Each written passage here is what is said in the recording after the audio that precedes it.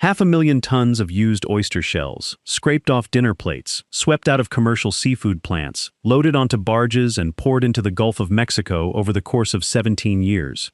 Nobody called it a bold idea.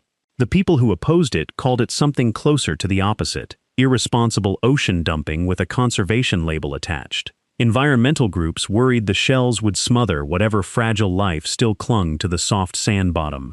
Commercial fishermen whose families had worked those Gulf Coast waters for generations feared the deposits would disrupt currents, alter sediment patterns, and erase fishing grounds they had depended on for a century. Even the scientists coordinating the program were not expecting anything dramatic.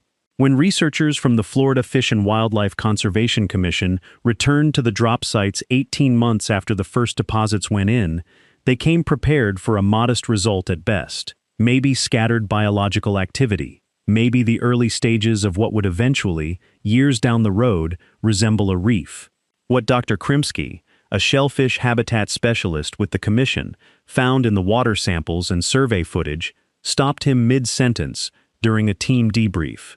Life was colonizing the shell mounds, not in the 2 to 3 year window typical of any artificial reef effort.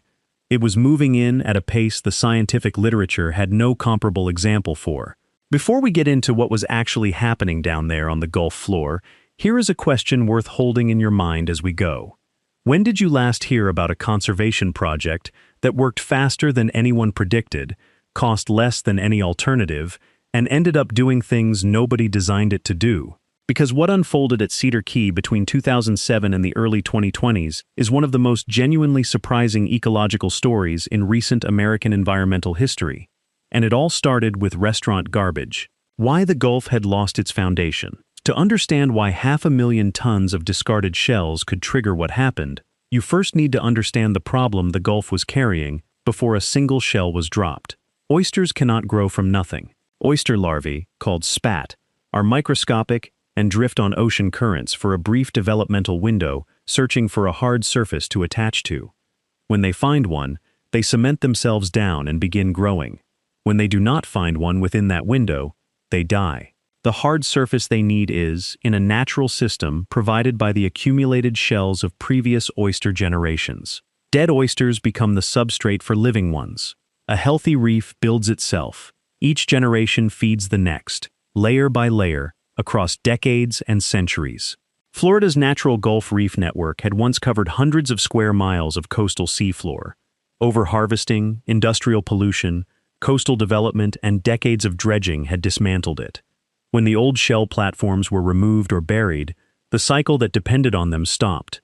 By the early 2000s, oyster larvae were drifting through open water with almost nowhere viable to land. No substrate meant no settlement. No settlement meant no new oysters. No new oysters meant no new shells for the generation that would have followed. The cycle had broken completely, and the Gulf had no mechanism to rebuild it without outside intervention. The Florida Fish and Wildlife Conservation Commission looked at that problem and at the mountains of discarded oyster shells piling up behind seafood restaurants and processing plants across the state, shells that would otherwise go to landfills, and identified a potential solution. Not an elegant one, not an expensive engineered one. The proposal was almost aggressively low-tech. Take the waste, put it in the water, and see what the Gulf does with it. Critics had a point when they called it a gamble. The Commission had a point when they argued that a gamble with material already headed for a dumpster had an unusually favorable risk profile. If it did nothing, you had simply relocated waste. If it worked at all, you had handed the Gulf the one input it could no longer produce for itself. Nobody predicted it would work as fast as it did. Nobody predicted most of what happened next. The invisible phase, what happened before anyone could see it. The first colonizers were not fish. They were not oysters. They were bacteria, and they arrived within days. Microscopic bacteria spread across the calcium carbonate surfaces of the settled shells, forming thin, structured biofilms, living sheets that covered the dead material and began converting it into functioning microhabitat. This was happening at a scale no diver could observe and no casual survey would detect. To the eye, the shell mounds looked exactly like what critics had predicted, dull piles of calcium sitting uselessly on the seafloor. What was actually underway was a biological cascade that set the stage for everything visible that came later. Oyster shells are composed largely of aragonite, a form of calcium carbonate that dissolves slowly in seawater. As the shells released calcium ions, they generated small alkaline pockets in the water immediately surrounding them. Those localized chemical shifts were precisely the conditions that calcifying organisms, including barnacles, tube worms, and juvenile oysters, required to attach and grow. The shells were not merely offering a surface to cling to, they were actively modifying the water chemistry around themselves in a way that invited colonization. That distinction is easy to overlook, but it is central to understanding why the program worked. A sunken concrete block or a steel hull provides structure. It does nothing to alter the chemical environment surrounding it. The oyster shells provided both surface and chemistry simultaneously, and that combination had no equivalent in any other artificial reef material previously used in the region. Weeks after the bacterial biofilms established, diatoms and microalgae moved in, laying down the foundation of a basic food web. Tiny crustaceans and larval mollusks followed. Those grazers pulled in the first juvenile fish. Each stage created the conditions for the one above it, a compounding loop assembling itself on the seafloor without any further human involvement. Within 6 months, Dr. Krimsky's sediment cores and water samples revealed a complete microscopic ecosystem operating below any surface visible to observation. The gap between what the eye could see and what the data revealed was enormous. Every visible organism that would eventually make these reefs remarkable rested on this invisible groundwork. Remove the bacteria, the aragonite chemistry, and the biofilm layer, and there is no reef. There is only calcium and sand. Here is something worth thinking about. How many processes that eventually produce something extraordinary begin entirely below the threshold of what we can observe? The Gulf was rebuilding itself in the dark, and nobody watching the surface would have known it. The reef builders return.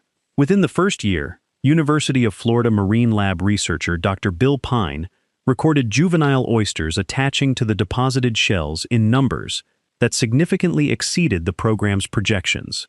The larvae that had been dying in open water with nowhere to land had found their substrate. The broken cycle had a foundation again. By year 2, those juveniles had matured into reproductive adults releasing larvae of their own, which settled on the existing reef and added a second generation to the structure. This was the moment the project crossed from human intervention into natural process. The commission had set up the starting conditions. Nature had taken over entirely. Nobody added more shells. The oysters were doing the work themselves. By year 3, surveys were counting an average of 847 oysters per cubic meter of deposited shell.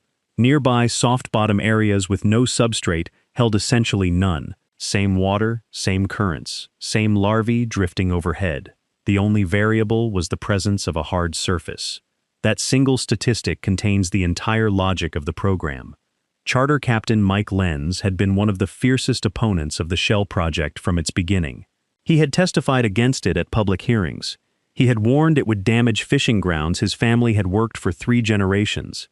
His concern was not fringe worry, it was the grounded concern of someone with a century of accumulated family knowledge of those specific waters. In 2013, standing at the rail of his boat above one of the established reef sites, Lenz watched a dense school of redfish holding in the current around a shell mound. He said something he had not planned to say. He said he was wrong. He had not seen fish stack up like that in 25 years on that water. That reversal was not just one person changing his position. It was the moment the scientific survey data and the lived experience of the people who had worked those waters longest lined up and said the same thing. The fish were only the beginning of what these reefs were about to do.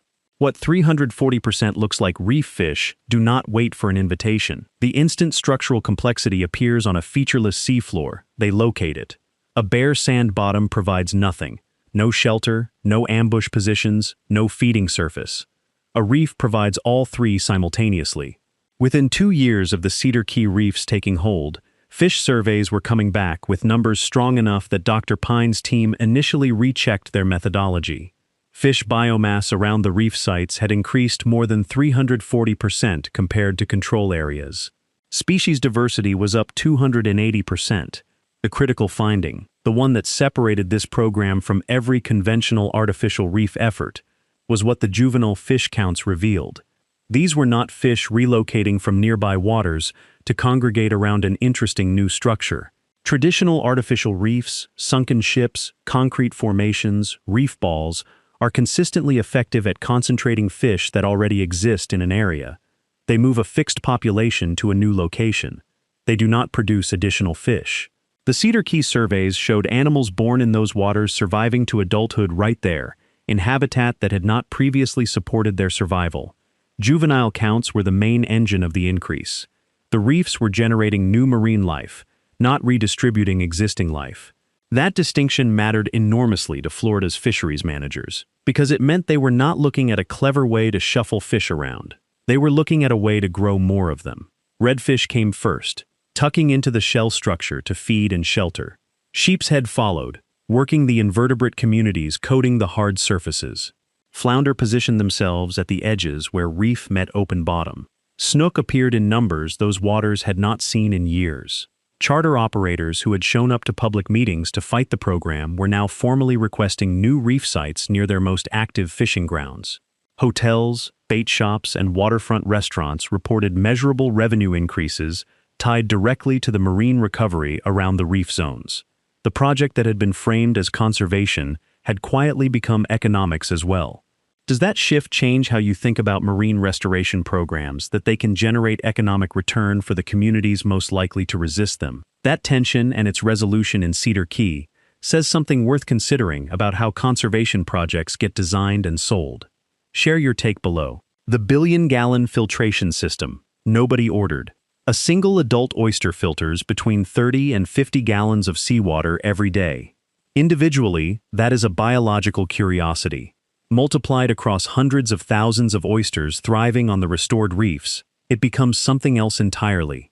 The reef systems were processing billions of gallons of Gulf water daily, pulling out suspended particles, excess nutrients, harmful bacteria, and agricultural runoff with no machinery, no electricity, and no ongoing cost. What had been restaurant waste had assembled itself into an industrial-scale water treatment operation that maintained and improved itself without human management. The Gulf Coast has a chronic runoff problem that predates the oyster program by decades. Nitrogen and phosphorus from agricultural operations and urban development drain into coastal waters continuously, feeding harmful algal blooms that reduce water clarity, deplete dissolved oxygen, and periodically trigger mass marine die-offs. That problem had defined degraded Gulf ecosystems for generations, widely acknowledged, not cheaply solved. The oyster reefs were addressing it at the source, filtering out the nutrients that feed the blooms before they could accumulate. Water clarity around the reef sites improved measurably within a few years. Dissolved oxygen levels rose, nutrient concentrations fell, and the gains were not confined to the reef zones. They spread outward in widening radii around each site, reaching the surrounding seafloor through the same currents that had delivered oyster larvae in the program's early months. Clearer water lets sunlight penetrate deeper. Seagrass, which serves as critical habitat for juvenile fish, manatees, and sea turtles, depends on light to photosynthesize and survive. In murky water, the light cannot reach it, and the grass dies off. As the reefs improved water clarity, seagrass beds began recolonizing zones that had been too turbid to support them for years. The seagrass then stabilized the sediment, which reduced turbidity further, which allowed more light through, which enabled more seagrass growth. A second self-reinforcing feedback loop triggered by the first, sending recovery benefits cascading across the entire coastal system. Researchers estimated the filtration value of the reefs laid down between 2007 and 2024 at tens of millions of dollars. Building and maintaining mechanical infrastructure capable of processing equivalent water volumes would have cost a fortune. The oysters were doing it for free and improving their capacity every season as the reefs grew. The results spread beyond Florida. Alabama launched a shell recycling program by 2015. Mississippi followed. Louisiana began large-scale reef-building efforts. The Billion Oyster Project in New York Harbor applied the same principle in one of the most polluted urban waterways in North America, demonstrating that the model was not specific to warm, shallow Gulf conditions. It worked because the underlying biological logic worked, and that logic does not change with latitude. The hurricane test nobody planned for in September 2017, Hurricane Irma made landfall as a Category 4 storm with sustained wind speeds exceeding 150 miles per hour. Storm surge and waves hit the Gulf Coast with enough force to strip beaches, rearrange shorelines, and deliver the kind of coastal damage that takes years to assess and longer to repair. Nobody had designed the oyster reefs as hurricane protection. The program's goals had been ecological: restore reef habitat, improve water quality, support fish populations. Coastal defense engineering was not part of the design brief. Irma tested them anyway. When damage assessors worked through the Cedar Key area after the storm had cleared, they found a measurable difference between shorelines sitting behind restored oyster reefs and unprotected stretches of coast nearby. Shorelines shielded by the reefs had experienced roughly 30% less erosion on average than adjacent unprotected sections. The contrast was visible without instruments.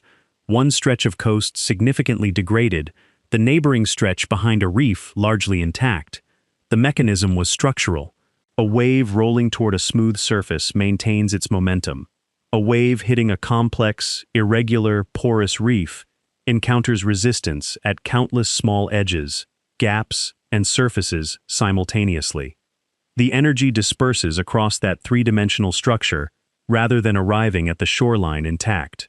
Living oyster reefs, with their layered, rough, biologically generated complexity, provided a wave-breaking profile no engineered surface could replicate, because no engineered surface grows more elaborate and more effective every year. Engineers calculated that the reefs had prevented approximately $3 million in coastal property damage during Irma alone.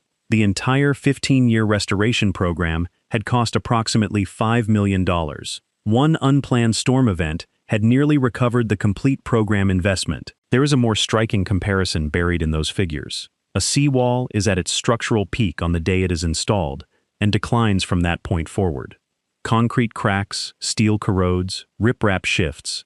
Every piece of hard coastal engineering requires ongoing maintenance spending just to hold its position.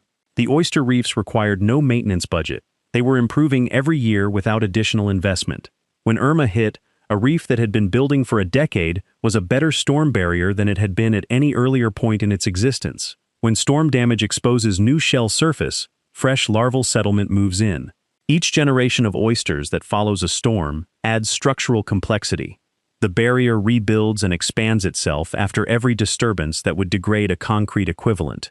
Coastal engineers and policymakers, who had dismissed oyster restoration as a conservation side project, found themselves without a convincing counter-argument.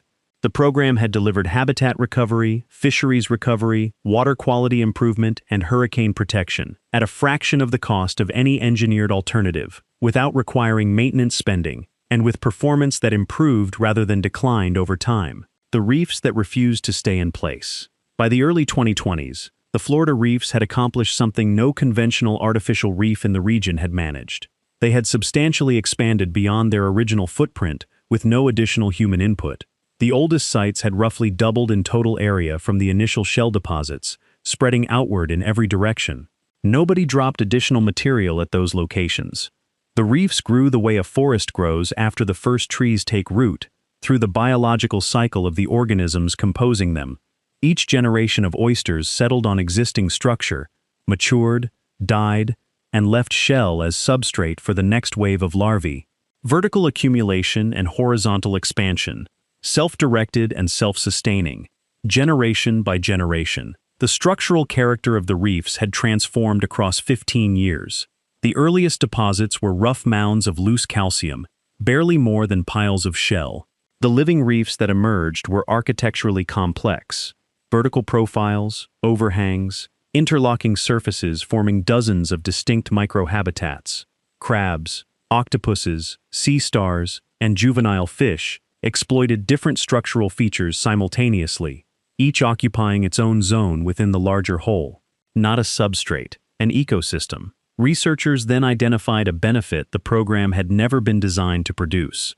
Dense oyster reefs lock organic carbon into their shells and the surrounding sediments, trapping material that would otherwise contribute to ocean acidification and atmospheric warming. A pile of discarded restaurant shells was now appearing in climate adaptation strategies, not only as habitat restoration and coastal defense, but as a carbon management tool. Biodiversity readings at the mature sites were approaching levels recorded on pristine natural limestone reefs, formations that take undisturbed centuries to develop. Endangered sea turtles had returned. Dolphins were hunting the reef edges systematically, working dense fish concentrations. The Gulf was rebuilding itself around the oysters. The oysters were rebuilding themselves around the Gulf. The two had become a single mutually dependent system. The long-term trajectory pointed towards something restoration science rarely claims: a self-sustaining system that no longer requires human management. The deposits of 2007 had seeded a cycle now perpetuating itself without outside assistance.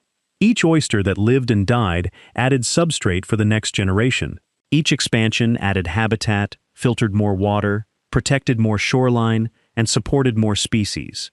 Every component of the cycle strengthened every other component. The human intervention had ended. The ecosystem had not. Here is the final question this story leaves open, and it is one worth sitting with. If restaurant waste poured into open water can generate this, what else are we discarding that could be doing biological work instead? What other cycles are broken that could be restarted with materials already in our waste stream? That question is now being asked by coastal engineers and restoration scientists in countries that had no part in Florida's experiment. And the answers are starting to come in from places nobody expected. If you want to follow where this goes next, make sure you are along for what follows.